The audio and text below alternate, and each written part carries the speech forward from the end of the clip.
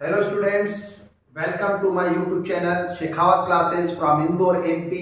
मैं अजीत सिंह शेखावत आपका एक बार फिर स्वागत करता हूं मेरे YouTube चैनल पर। जैसा कि हम कैश फ्लो स्टेटमेंट पढ़ रहे थे, वन शॉट वीडियो जो मैं बना रहा था उसका पार्ट 1 में बना चुका हूं और आपने उसको देखा भी होगा, होप सो मैं उम्मीद करता हूं, जिसमें मैंने शॉर्टकट ट्रिक बताई थी कि किस तरह से हम कैश फ्लो स्टेटमेंट को कर सकते हैं और हम उसका आंसर पा सकते हैं। पर जैसा कि हम जानते हैं, एग्जाम के पॉइंट ऑफ व्यू से हमें सिस्टमेटिक करके उसे दिखाना होगा अगर हमें नंबर चाहिए। तो आज जो मैंने फर्स्ट वीडियो में जो 41, 42 और 43 number question TS Grewal sir के 2020 एडिशन के करके दिखाए थे, उसी को मैं यहां पर सिस्टमेटिक किस तरह से किया जाता है आपको बताऊंगा और समझाऊंगा। तो जो भी वन शॉट वीडियो पार्ट 1 और 2 देखेगा, मुझे ऐसा लगता है उसे मोस्टली कैश फ्लो स्टेटमेंट ठीक से आ जाएगा, ठीक है, उसके डाउट्स क्लियर हो जाएंगे। तो बिना समय को वेस्ट किए हुए हम स्टार्ट करते हैं हमारा कैश फ्लो स्टेटमेंट। तो देखिए, कैश फ्लो स्टेटमेंट का फॉर्मेट हमें बनाना है। पर्टिकुलर का कॉलम हो जाएगा, दो अमाउंट के कॉलम हो जाएंगे।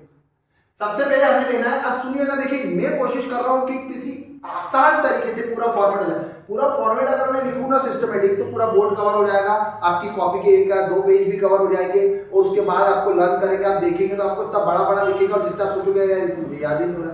तो इसलिए मैं एक शॉर्टकट ट्रिक लाया हूं, सुनना ध्यान से पहले थोड़ा सा। सबसे पहले net profit before tax and extraordinary item लेना है। सबसे पहले क्या लेना है? Net profit before tax and extraordinary items. देखिए, ये छोटा सा पोर्शन निकालने का भी एक छोटा सा अलग तरीका होता है, जिसका एक वीडियो मैंने बना रखा सेपरेटली, जो आप देख लेना इसी के साथ, क्योंकि मैं सिर्फ अभी कैश फ्लो स्टेटमेंट ही डाउनलोड कर रहा हूं, तो उसके अंदर अपलोड कर रहा हूं, तो उसके अंदर आपको net profit before tax and extraordinary items का एक बिल्कुल सेपरेट वीडियो मिलेगा, प्रैक्टिस मिल जाएगी, उसमें आप इसको समझना। तो सबसे पहले ये रफली आप निकाल कर इसको रख लें, net profit before tax and extraordinary items को सेकंड कॉलम में लिया है। दो कॉलम होते हैं हमारे। ऐड क्या करना है? Items to be added. Items add करना है। कौन से आइटम ऐड करना है अभी बताऊंगा मैं। लेस करना है आइटम्स टू बी डिडक्टेड। तो हम हमारी पहली जो सीडी आंसर की पहली जो स्टेप है वहां पर पहुंच जाएंगे, operating profit before working capital change. क्या करना है? सिर्फ net profit before tax, add करना है एक्सपेंसेस जो भी हमारे, लेस करना है इनकम। आपका पहली सीडी आ गई operating profit before working capital change. बिल्कुल सिंपल है, तीन ही पॉइंट लिए। देन वर्किंग कैपिटल लेना है। वर्किंग कैपिटल का मतलब होता है current assets and current liabilities. Current assets और करंट लायबिलिटीज का जो डिफरेंस आएगा वो हमको यहाँ पर शो ऑफ करना है। उसके रूल क्या होंगे अभी मैं आपको समझाऊंगा। ये वर्किंग कैपिटल का answer operating profit before working capital change में से एड या लेस जो भी होता है करने के बाद हमारा आंसर आता है operating profit after working capital change, ठीक है। अब सबसे इंपॉर्टेंट बात, यहां बच्चा भूल जाता है, इसके बाद भी लेस प्रोविजन फॉर टैक्स होगा और वो होगा प्रीवियस ईयर का। प्रीवियस ईयर का मतलब मेरा हो रहा है कि जैसे मान लो आपको 2 साल है, एक 2019 है, एक 2020 है, तो ये 2019 वाला जो टैक्स होगा वो प्रीवियस ईयर कहलाएगा और 2020 वाला आपका जो होगा वो करंट ईयर कहलाएगा। तो यहाँ पर कौन सा टैक्स लेना है आपको? प्रीवियस ईयर वाला टैक्स लेना है, ठीक है। इसके अलावा क्या हो सकता है कि कई बार वो प्रीवियस ईयर का टैक्स दे देंगे, उसके अलावा भी वो ऐसा कर देते, कई बार आपको रिफंड ऑफ टैक्स दे देते। अब एक बार पहले रिफंड ऑफ टैक्स को ट्रीट कर चुके हैं, उसके अलावा इनकम टैक्स पेड इसमें से सब्ट्रैक्ट करना है, जो भी इसका आंसर आएगा वो माइनस करवाना है। देखिए, वो दोनों में से एक बात कर सकता है, या तो आपको प्रोविजन फॉर टैक्स देगा, तो आप ध्यान से देखिएगा उसका ओपनिंग और क्लोजिंग। जो ओपनिंग है प्रीवियस ईयर है वो यहां पर से आपका सब्ट्रैक्ट होने वाला है, और जो क्लोजिंग है आपका वो आपका नेट प्रॉफिट बिफोर टैक्स में जाने वाला है। लेकिन अगर वो प्रोविजन फॉर टैक्स नहीं दे रहा है तो वो रिफंड ऑफ टैक्स और इनकम टैक्स पेड दे रहा होगा, तो इन दोनों को माइनस करें, आपस में सब्ट्रैक्ट करें और जो आंसर है उसको माइनस करवा दे, ठीक है, provision for tax. Than less extraordinary expenses. Extraordinary expenses मतलब वही लॉसेस, जैसे लॉस बाय फायर वगैरह समथिंग, वो नेट प्रॉफिट बिफोर टैक्स में तो आ ही चुके हैं, एक बार यहां से लेस भी हो गए। और एक्स्ट्राऑर्डिनरी इनकम जैसे कि इंश्योरेंस रिसीव्ड, हमको क्लेम वगैरह रिसीव हुआ इंश्योरेंस कंपनी से, वो आपको यहां पर ऐड करना है। देन आप अपने फाइनल एक आंसर पे पहुंच जाएंगे जिसका नाम होगा ऑपरेटिंग प्रॉफिट। ठीक है, ये operating activity, operating profit from activity, ऐसा करके जो भी आ जाएगा, ऑपरेटिंग एक्टिविटी फ्रॉम प्रॉफिट, जो भी इसका आंसर होगा वो लिख देंगे। तो ये अपना पहली स्टेप आ गई, ऑपरेटिंग प्रॉफिट आ गया अपना, पहली स्टेप यहां पर कंप्लीट होगा। अब यही सबसे ज्यादा टिपिकल रहती है, इसी को थोड़ा सा कॉन्सेंट्रेट करें। Net profit before tax 8 items कर ले, लेस डिडक्टेड कर दे, operating profit before working capital change आ गया, वर्किंग कैपिटल ले ले, उसके बाद में after operating profit after working capital change आ गया, देन टैक्स लेस करें, एक्स्ट्राऑर्डिनरी आइटम लेस करें, एक्स्ट्राऑर्डिनरी इनकम क्या कर ले, ऐड कर दे, और आपका एक फाइनल जो फाइनल स्टेप आपका ऑपरेटिंग प्रॉफिट है वो आपका आ जाएगा। देन अगली स्टेप है इन्वेस्टिंग। इन्वेस्टिंग में क्या लेना है आपको, फिक्स्ड एसेट्स, है ना, ये इतना सा आपको लिखना है तो आप लिख सकते हैं, है ना। ऑपरेटिंग इन्वेस्टिंग लेते हैं फिक्स्ड एसेट्स। अब फिक्स्ड एसेट्स क्या होती है आपको मालूम है, फिक्स्ड एसेट्स हमारी कितनी होती है। तो अब ये इन्वेस्टिंग में क्या क्या चीजें आ सकती हैं, तो देखिए इन्वेस्टिंग में आप क्या क्या ले लोगे, इन्वेस्टिंग में आप ले लोगे फिक्स्ड एसेट्स। अब फिक्स्ड एसेट्स कौन कौन सी हो सकती है, मशीनरी हो सकती है जो मोस्टली हमको आती है, प्लांट, बिल्डिंग, लैंड, ऐसी समथिंग एक्सेट्रा, और भी एसेट्स हो सकती हैं। अब ये एसेट्स या तो आपकी कम होगी या ज्यादा होगी। अब कम होने का कारण क्या है अपना, दो हो सकते हैं, जैसे तो डेप्रिसिएशन और सेल। तो जब आप अकाउंट मेंटेन करेंगे या आपको इंफॉर्मेशन पढ़ेंगे तो आपको पता चलेगा कि सेल है कि नहीं है। तो जो अगर मान लीजिए कि ये कम होती है फिक्स्ड एसेट्स तो आपको करना है प्लस, इन्वेस्टिंग में क्या करना है प्लस। और अगर मान लीजिए आपकी फिक्स्ड एसेट बढ़ती है तो आपको क्या करना है माइनस। तो इन्वेस्टिंग में क्या लेना है आपको, फिक्स्ड एसेट्स लेना है। जैसे ये फॉर एग्जांपल ले लिया, अगर फिक्स्ड एसेट्स कम होती है तो प्लस और बढ़ती है तो माइनस। इसके अलावा कॉन्ट्रा एंट्री होती है, रेंट, इंटरेस्ट या डिविडेंड रिसीव्ड भी हो तो यहां पर लेना है आपको और यहां पर करवाना है आपको प्लस। हमारे पास है में इन्वेस्टिंग फिनिश, इससे ज्यादा अपन को दिमाग नहीं लगाना है। ये आपकी फिक्स्ड एसेट्स हो गई, कम होती है तो प्लस, बढ़ती है तो माइनस। इसके अलावा रेंट, इंटरेस्ट या डिविडेंड रिसीव कुछ हो तो यहाँ प्लस कर देना, ठीक है। फिर आपको आप देखिए अगले आइटम क्या है, फाइनेंसिंग। अब फाइनेंसिंग में इसको आप नोट कर लीजिए क्योंकि उधर बोर्ड की उस तरफ शायद दिखेगा नहीं, ठीक है। और अब फाइनेंसिंग में क्या है, फाइनेंसिंग में क्या आ जाता है अपना, फिक्स्ड लायबिलिटीज आ जाती है। तो फिक्स्ड लायबिलिटीज कौन कौन सी हो गई, जैसे देखिए आप फाइनेंसिंग में कौन सी आएगी आपको, फिक्स्ड लायबिलिटीज। तो अब फिक्स्ड लायबिलिटीज कौन कौन सी हो सकती है, जैसे कि आप मान लीजिए कि शेयर कैपिटल आपकी है, डिबेंचर है, फिर आपका डिबेंचर के अलावा हो सकता है लॉन्ग टर्म बोरोइंग कुछ हो, ये भी ऐसे डिबेंचर भी लॉन्ग टर्म बोरोइंग में आ जाता, फिर भी इस नाम से लिखा हो, ठीक है। अब अगर ये फिक्स्ड लायबिलिटीज आपकी बढ़ती है तो आपको प्लस करना है और फिक्स्ड लायबिलिटीज कम होती है तो माइनस करना है। देखिए रूल वही चल रहा है जो वन शॉट वीडियो में मैं आपको समझा रहा था पार्ट 1 के अंदर, कि अगर लायबिलिटीज बढ़ती है चाहे वो फिक्स्ड हो या करंट हो, more to more less to less, और फिक्स्ड एसेट्स में इसका अपोजिट हो जाएगा, ठीक है। अब ये हो गया। इसके अलावा क्या सकता है, तो इसके अलावा रेंट, ठीक है, इंटरेस्ट, ठीक है, डिविडेंड। अच्छा डिविडेंड में प्रपोज डिविडेंड भी होता है, पर यहां पर प्रपोज डिविडेंड हमेशा कौन सा लेना, ओपनिंग प्रीवियस ईयर का, प्रीवियस ईयर का प्रपोज डिविडेंड लेना है। प्रपोज डिविडेंड कभी अब बहुत कम आता है, ऐसे ड्राइंग आ जाए कभी, वो यहां भी आती है। ये सब आपको क्या करवाना है, यहां से माइनस करना।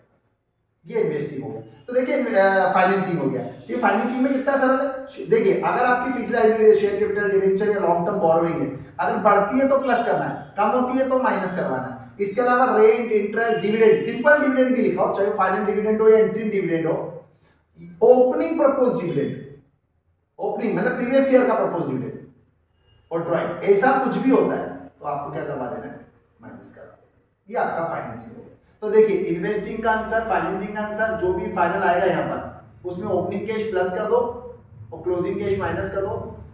आप सॉरी ओपनिंग कैश प्लस कर दो तो जो आपका आंसर आएगा वो क्लोजिंग कैश में आ जाएगा। जितनी क्लोजिंग कैश गिवन होगी मतलब आप क्वेश्चन सही कर रहे हैं, आपको कोई दिक्कत नहीं होना चाहिए, ठीक है। तो ये भी आप नोट कर लें एक बार, आपको करना है तो, ठीक है।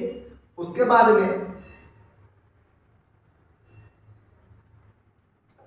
ठीक है, अब ये जो कैश की बात आ रही है ना, तो कैश देखिए एक तो कैश हो सकता है, एक बैंक भी हो सकता है, कैश एंड बैंक, और एक करंट इन्वेस्टमेंट भी होता है। ये तीनों को मिलाकर अगर आपके पास में है तो इन तीनों को मिलाकर आप ओपनिंग के तीनों को मिला ले, ओपनिंग के तीनों को मिला ले, ओपनिंग के और तीनों को मिलाकर या ऐड करें, तो जो आपका आंसर आएगा क्लोजिंग वाला, जो फाइनली आंसर आएगा वो इन तीनों के क्लोजिंग का टोटल होना चाहिए। अगर वो है तो इसका मतलब आप क्वेश्चन सही कर रहे हैं, ये तो आप गलत कर दिया।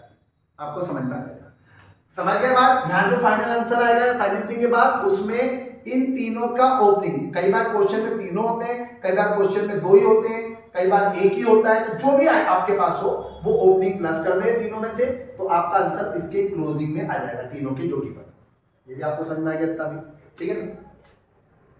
इसको भी हटा देता हूं। अब इसके अलावा आप देखें इधर, तो added items to be added. अब एडेड कौन से आइटम्स हो गए? जैसे आप कौन से आइटम एडेड कर सकते हो? जैसे for example depreciation, for example goodwill, patent, ऐसे समथिंग, रिटर्न ऑफ, ये अमोर्टाइज भी बोलते हैं इसको, ठीक है। इसके अलावा आपका ले लीजिए जैसे ड्राइंग भी आ जाता है कई बार, premium on redemption of shares या डिबेंचर, जो भी प्रीमियम आ जाए, या आप इंटरेस्ट, रेंट, है ना, पेड, ऐसा कुछ आता है आपके पास में। सबसे important entry loss on sale of fixed assets,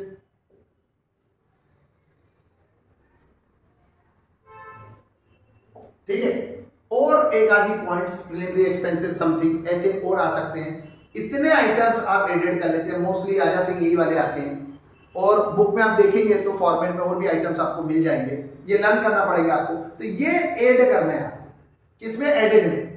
depreciation, goodwill and patent, return of, drawing, preliminary expenses भी आता है, premium on redemption of shares, interest, rent या rent paid, interest, rent paid, interest होगा या रेंट होगा paid, loss on sale of fixed assets. Clear है? इसको भी आप नोट कर ले। इसके अलावा फिर लिखा डिडक्टेड। अब डिडक्टेड क्या होगा? डिडक्टेड हो जाएगा आपका, तो पहला तो हो जाएगा अपना dividend, rent, interest, received. Received यहां से लेस हो जाता है। फिर सेकंड अपना हो जाएगा profit on sale of fixed assets, ठीक है। ये दो आइटम आप ध्यान रख ले तो मोस्टली आपका काम हो जाएगा। फिर डिडक्टेड कर देना आपको, ठीक है। यहां तक आ गया अपन, डिडक्टेड भी हो गया। फिर आता है वर्किंग कैपिटल। वर्किंग कैपिटल का मतलब क्या होता है? देख लीजिए आप, इसको देख लीजिएगा।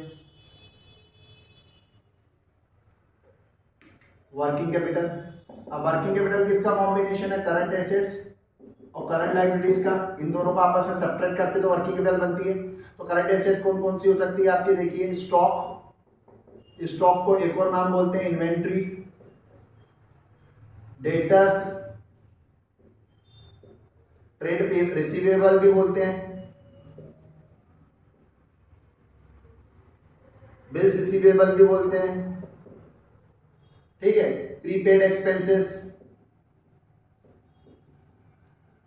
एक्रूड इनकम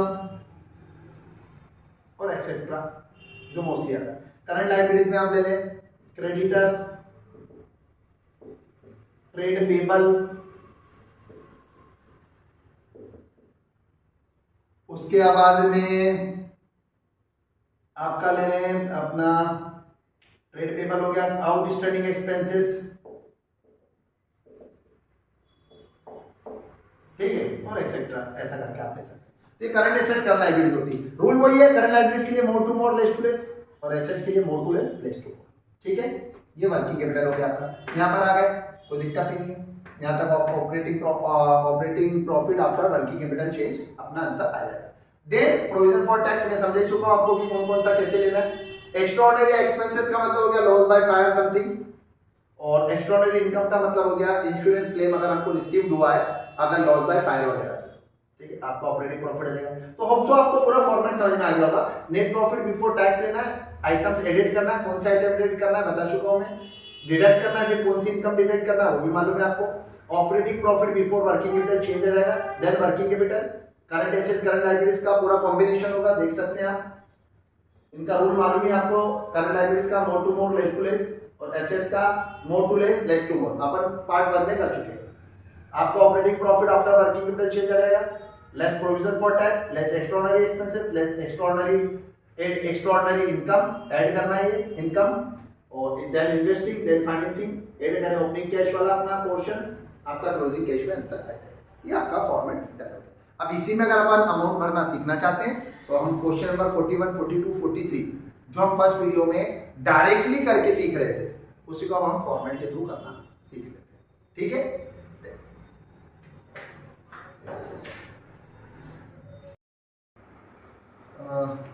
ओके स्टूडेंट्स, तो अब हम इसके प्रैक्टिकल करके देखते हैं, सिस्टमैटिक। हेलो स्टूडेंट्स, तो चलिए हम स्टार्ट करते हैं हमारे प्रैक्टिकल। तो टीएस ग्रेवाल सर के 2020 एडिशन के अनसॉल्व क्वेश्चन है, क्वेश्चन नंबर है 39, 40 और 41। यही क्वेश्चन मैंने किए थे पार्ट 1 में, और वही मैं क्वेश्चन सिस्टमेटिक पार्ट 2 में करके बता रहा हूँ। शायद मैंने नंबर पहले गलत बोल दिए थे, 41, 42, 43, वो 39, 40 और 41। ठीक है, तो हम 39 से स्टार्ट करें। तो देखिए एक पूरा सिस्टमेटिक, अपन ये पूरे मैंने कॉलम बना लिए। सबसे पहले हम ले लेंगे net profit before tax and extraordinary. यहां करेंगे एडेड, जो हमको ऐड करना है। यहां पर अपन सब्ट्रैक्ट की, डिडक्टेड की चीज छोड़ देते हैं, क्या क्या डिडक्टेड हो सकता है। ठीक है, एक दो लाइन लगेगी। देन वर्किंग कैपिटल, यहां पर वर्किंग कैपिटल तक हम आ गए। जो भी वर्किंग कैपिटल आएगी यहाँ पर अपना आ जाएगा, और वो भी कुछ भी, और यहाँ पर आ जाएंगे हम इन्वेस्टिंग पर, यहाँ इन्वेस्टिंग वाला पोर्शन लिखेंगे। इसके नीचे यहाँ लिख देंगे हम फाइनेंसिंग, देन हमारा आंसर वैल्यू करेगा। ठीक है, तो चलिए शुरुआत से बढ़ेंगे, सबकी जगह फिक्स है कहाँ पर क्या लिखना है। तो देखिए सबसे पहले दिया हुआ ओपनिंग कैश, तो ओपनिंग कैश तो भाई आंसर चेक करने में काम आता है। तो चलिए सबसे पहले ओपनिंग कैश आ गया, तो यहाँ लिख देता हूँ ऐड ओपनिंग कैश। अमाउंट, तो अमाउंट है 1,50,000, ये 150 मैंने ये सेकंड कॉलम में सीधे लिख दिया। तो अब हमारा जो आंसर है वो क्लोजिंग कैश में आना चाहिए, और क्लोजिंग कैश है 1,70,000, ये 170 मैंने यहाँ पर लिख दिया। ये क्लोजिंग कैश हमारा आंसर टेली होना चाहिए। अब यहाँ से हम पूरा करते हुए आएंगे, और यहाँ पर जो भी अमाउंट आएगी, अब मुझे तो समझ में आ रहा है यहाँ पर अमाउंट क्या आना चाहिए, 20,000 आना चाहिए। अगर 20 आएगी तभी तो 150 इसमें प्लस होगा, तो आंसर क्या आएगा मेरा 170। तो चलिए हम चेक करते हैं एक बार, हम जो सोच रहे हैं वो बिल्कुल सही हो रहा है कि नहीं। ठीक है, सिस्टमेटिक लिखना है, ऐसे भी हम पार्ट 1 में इसको डायरेक्ट करके देख चुके हैं। सबसे पहले लिखा डिक्रीज इन स्टॉक। अब स्टॉक क्या है, करंट एसेट्स, तो वर्किंग कैपिटल का पार्ट हो गया। डिक्रीज, कम हुई है तो प्लस में। अगर कोई करंट एसेट्स या कोई भी एसेट्स कम होती है तो प्लस में, डिक्रीज इन स्टॉक,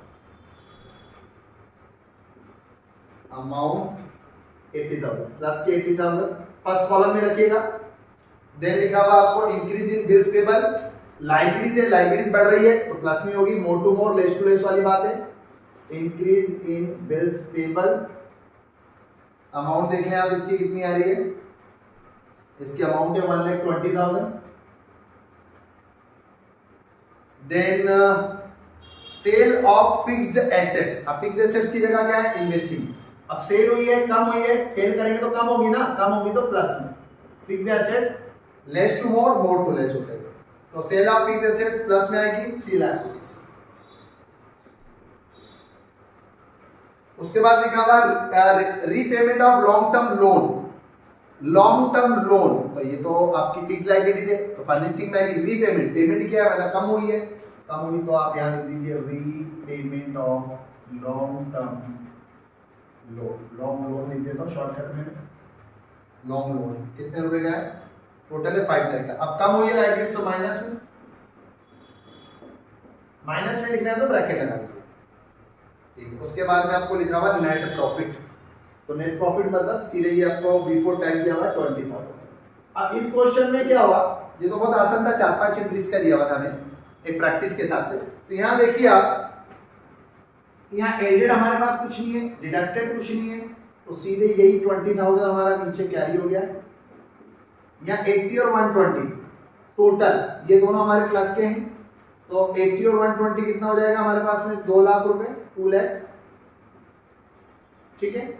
20 और 2 लाख टोटल कितना हो जाएगा? 2,20,000। और तो अमाउंट है नहीं हमारे पास में, पूरी फुल फिल कर दी हमने। अब यहाँ देखें तो फाइनेंसिंग में 3 लाख, 3 लाख आउटर में आ जाएंगे, और ये 5 लाख एक ही एंट्री, ये भी आउटर में आ जाएगी सेकंड कॉलम। अब देखिए 2,20,000 प्लस के 3 लाख प्लस के, तो टोटल होगा 5,20,000 प्लस के 520। यहाँ चेक शो कर देता हूँ मैं आपको समझाने के हिसाब से। और माइनस के कितने हैं? 5 लाख। आपका फाइनल आंसर क्या बचेगा? 20,000 प्लस के, क्योंकि प्लस के नंबर बढ़े। ये देखिए 20,000 आपका आ गया। इसमें ओपनिंग कैश आपने 150 प्लस की, आंसर आ गया। क्लोजिंग कैश में 170। लिखने का तरीका आप देखिए, ये रखना है आपको, कोई दिक्कत हो तो देखिए। हाँ, अब इसमें अब ये एडेड है ही नहीं एक भी आइटम्स, डिडक्टेड भी कुछ नहीं है, तो ये नहीं भी लिखेंगे तो चलेगा, नहीं लिखना है आपको, सीधा वर्किंग कैपिटल से स्टार्ट कर सकते हैं। मैं तो आपको एक सिस्टमेटिक फॉर्मेट फॉलो करना है, तो उसके हिसाब से लिखने का तरीका मैंने बताया था और लिख रहा था। अगर जो चीज नहीं है बिल्कुल भी, तो ना भी लिखें तो चलेगा। इसका आप स्क्रीनशॉट ले सकते हैं, आपको लग रहा है। अब अपन करते हैं ये क्वेश्चन नंबर 39। अब क्वेश्चन नंबर हम करेंगे 40, ठीक है, जो हम डायरेक्ट से कर चुके हैं। अब हम शॉर्टकट अपना डायरेक्ट तो कर चुके हैं, हम सिस्टमेटिक करके देंगे। तो देखिए अपन स्टार्टिंग से पढ़ेंगे, कोई भी एंट्री छोड़ना नहीं है, और पढ़ते जाना, जो एंट्री जिस जगह पर है उस जगह पर रखते जाना है। तो आंसर गलत होने के, मतलब क्वेश्चन गलत होने के चांस ना के बराबर है। चलो, तो इसको तो पहले हम साफ कर लेते हैं।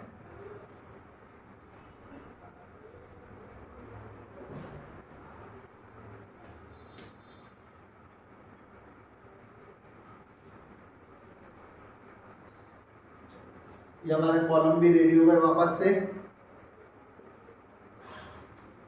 चलिए सबसे पहले ओके, तो 40 नंबर क्वेश्चन अपन कर रहे हैं स्टार्ट। मैंने पूरा इसको फिलअप कर दिया पहले, अब मैं आपको सीधे एक्सप्लेन कर देता हूँ, ठीक है ना। तो देखिए अपन स्टार्टिंग से पढ़ते हैं 40 नंबर क्वेश्चन। आप देखिए स्क्रीन पे भी आपके दिखेगा ऐसे। सबसे पहले दिया हुआ शेयर कैपिटल, तो शेयर कैपिटल देखिए कहाँ पर आती है? अपनी फाइनेंसिंग में। फाइनेंसिंग में आती है, फिक्स्ड लायबिलिटीज है। लेकिन आप देखिए इस क्वेश्चन में सबसे बढ़िया काम क्या हो गया हमारे लिए कि शेयर कैपिटल ना तो इंक्रीज हुई है ना डिक्रीज हुई है।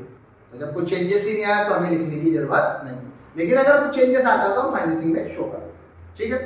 देन नाउ नेक्स्ट लिखा हुआ रिजर्व एंड सरप्लस, सिर्फ रिजर्व एंड सरप्लस लिखा हुआ है। तो रिजर्व एंड सरप्लस लिखा हुआ है, तो reserve and surplus net profit before tax तो नहीं हुआ ना, वो हमें बनाना पड़ेगा।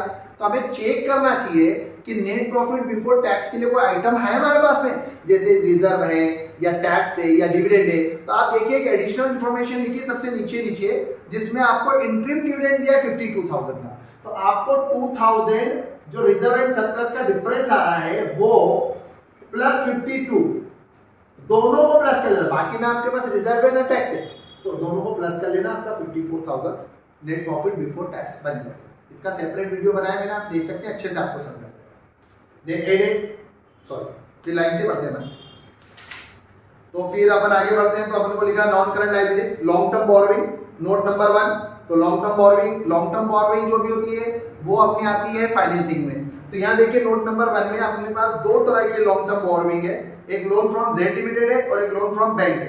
तो जो जेड लिमिटेड का लोन है वो 40,000 से इंक्रीज हो गया है, तो फाइनेंसिंग में तो आएगा क्योंकि ये लॉन्ग टर्म बोरोइंग है ना। तो फाइनेंसिंग में लोन फ्रॉम जेड लिमिटेड ये 40 से बड़ा है, प्लस क्योंकि लायबिलिटीज का रूल होता है more to more less to less.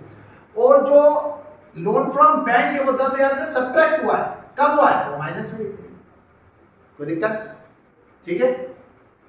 उसके बाद में वापस ऊपर आ जाते हैं। तो हमारे पास करंट लायबिलिटीज है, करंट लायबिलिटीज होती है वर्किंग कैपिटल की एंट्री, ट्रेड पेबल, रूल वही है more to more less to less.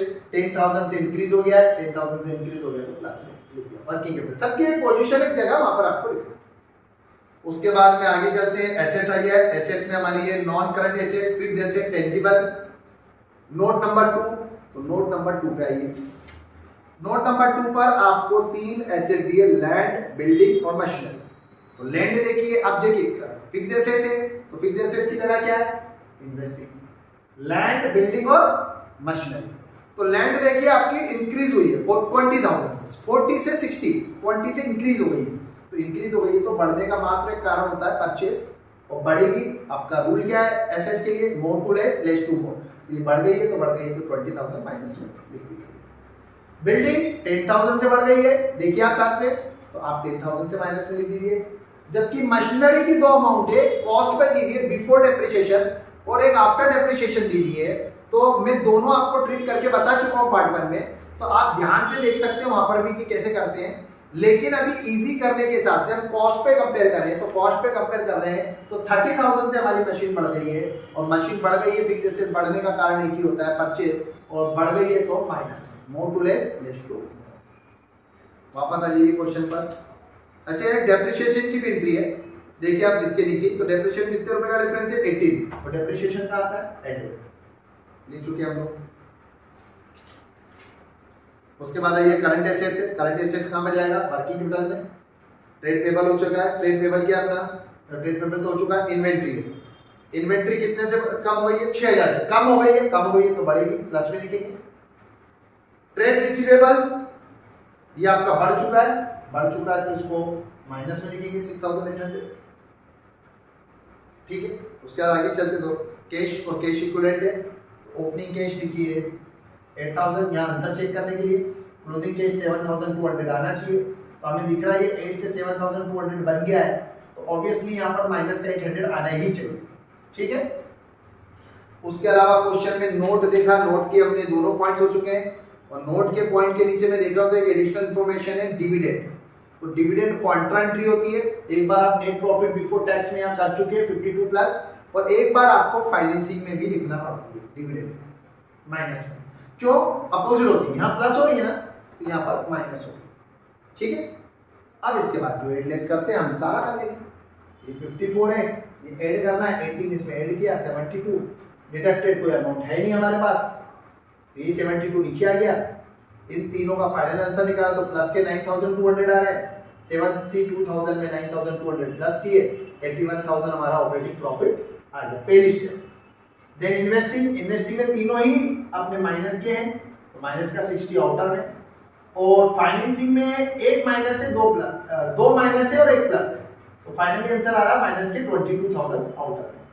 तो देखिए यहाँ मैंने करके भी देखा, 81,000 प्लस के, 60,000 माइनस के, 22,000 माइनस के, तो इन दोनों का टोटल अगर मैं लगाऊं तो 82,000 हो रहा है वो माइनस के, तो 82 माइनस के 81,200 प्लस के, तो फाइनली हमारे पास माइनस का 800 बचता है जो हम चाहते थे, जिसमें ओपनिंग कैश 8,000 प्लस किया तो हमारा आंसर आ गया 7,002। ये आपका 40 नंबर क्वेश्चन कंप्लीट हो गया। इसका आप स्क्रीनशॉट लेना चाहते हैं प्लीज।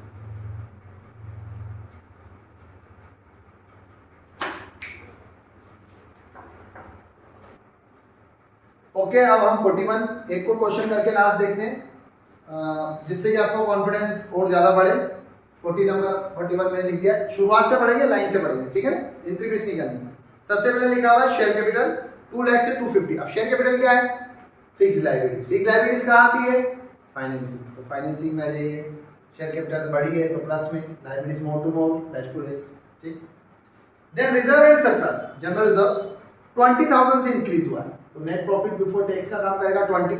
अब इसमें कुछ है भी नहीं हमारे पास में, ना डिविडेंड है ना अपना प्रोविजन फॉर टैक्स है, तो कोई दिक्कत नहीं, यही अपना क्या बन जाएगा, नेट प्रॉफिट बिफोर टैक्स, ठीक है, 20 हो गया। Then non current liabilities, long term borrowing 12% debenture. देखिए अगर किसी भी एंट्री के साथ परसेंट आता है तो परसेंट को ट्रीट करना पड़ता है।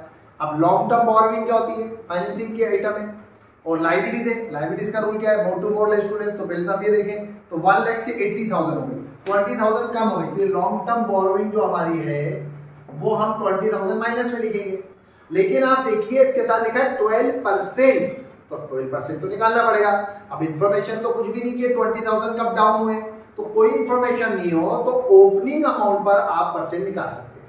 तो आप ओपनिंग अमाउंट, ओपनिंग कितने का है अपना डिबेंचर, 1 लाख का, 1 लाख का 12% कितना होता है 12,000, तो ये 12,000 रुपए इंटरेस्ट आपको यहाँ पर माइनस में लिख देना, किसके साथ, लॉन्ग टर्म बोरोइंग के साथ। और एक बार इंटरेस्ट आपका एडेड में भी आएगा, यहाँ प्लस में आएगा, देखो अपोजिट रहता है, यहाँ प्लस में है तो यहाँ माइनस में रहेगा, अरे बात साइड में। तो इंटरेस्ट एक बार यहाँ पर भी और एक बार आपको फाइनेंसिंग में भी लेना। मैं आपको पहले भी बोला इंटरेस्ट, रेंट, डिविडेंड इनकी कॉन्ट्रा एंट्री हो जाती है, 2 बार आते हैं, तो एक दोनों बार। तो मैं क्या बोल रहा हूँ, अगर परसेंट है किसी एंट्री के साथ तो आपको उसको ट्रीट करना पड़ेगा, ठीक है। डिवेंचर नाउ नेक्स्ट आगे लिखा हुआ है आपको ट्रेड पेबल करंट लायबिलिटीज में और अदर करंट लायबिलिटीज। तो ट्रेड पेबल क्या है, 1 लाख से बढ़ गए तो प्लस में वर्किंग कैपिटल के अंदर इंक्रीज हुए। अदर करंट लायबिलिटीज आपकी 5000 से कम हो गई है, डाउन तो माइनस में। लायबिलिटीज के लिए रूल यही है, more to more less to less. Liabilities का पूरा पोर्शन हो गया। अब आ जाते हैं एसेट्स में, non current assets. Fixed assets में देखिए टेंजिबल एसेट्स है। अब फिक्स्ड एसेट्स है तो फिक्स्ड एसेट्स कहाँ आएगी, इन्वेस्टिंग में। अब देखिए इसमें 1,10,000 रुपए से टेंजिबल एसेट्स बढ़ गई है। अब फिक्स्ड एसेट बढ़ने का मात्र एक कारण परचेस होता है, ये लिख दिया मैंने परचेस ऑफ फिक्स्ड एसेट्स वो ब्रैकेट में, क्योंकि more to less, less to more. Then लिखा हुआ है हमारे पास गुडविल। गुडविल का पॉइंट बहुत प्यारा है। 10,000 से 2,000 हो गए, 8,000 रुपए डाउन हुए तो अपना रिटर्न ऑफ ही होगा, एडेड में लिखना है आपको 8,000। और अगर इन केस गुडविल बढ़ जाती तो आपको सीधे इन्वेस्टिंग में लिखना है, माइनस में। अगर गुडविल बढ़ जाएगी तो किसमें लिखोगे, सीधे इन्वेस्टिंग में, माइनस में। लेकिन गुडविल अगर कम होती है तो वो आपकी एडेड में आती है, यहाँ पर आप लिख सकते हो जैसे मैंने लिख दिया आगे। देन करंट एसेट्स मतलब वर्किंग कैपिटल की बात है। इन्वेंट्री 70 से 90, 20,000 बढ़ गए तो आपका 70 से 90, 90,000 हो गई है, ठीक है। 20,000 आपकी बढ़ गई है, एसेट बढ़ गई है तो किसमें लिखते हैं आप लोग, minus, more to less, less to more. फिर क्या लिखा हुआ आपको, ट्रेड रिसीवेबल 20,000 से आपका बढ़ गया है, तो 20,000 से बढ़ गया है तो ये भी आपका क्या हो जाएगा, माइनस, ठीक है। यहां तक की बात समझ में आ रही है। तो जैसे इन्वेंट्री बढ़ गई तो 20,000 माइनस में, तो जो भी माइनस में तो आप ब्रैकेट में लिखते हैं। ट्रेड रिसीवेबल भी बढ़ गया है, ये भी ब्रैकेट में, माइनस में, ठीक है। आगे बढ़ते हैं तो आगे क्या लिखा हुआ है, कैश एंड कैश इक्विवेलेंट। तो कैश कितना है अपने पास में ओपनिंग में 15, इसकी तो पोजीशन आंसर चेक करने में आती है। और क्लोजिंग कैश कितना है 18। तो मतलब 15 में से हमको 18 पे पहुंचना है, तो 15 से 18 पे कैसे पहुंचेंगे। यहाँ पर अगर 3,000 होंगे तो मैं लिख ही लेता हूँ ना 3,000 रुपये। मतलब इन सब का आंसर फाइनली 3,000 रुपये आना चाहिए। तो चलिए चेक करते हैं। तो ठीक है, टोटल कर लेते हैं। यहाँ पर अपन देखें तो 8 और 12,000 कितना हो गया, 20 और 20 40।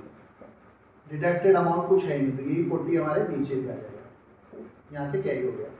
अब 1 लाख रुपए और ये 45,000 माइनस के, तो हमारे पास 55 प्लस के रह गया, प्लस की अमाउंट बढ़ी है 40 और 55, तो टोटल हो गया हमारे पास 95,000।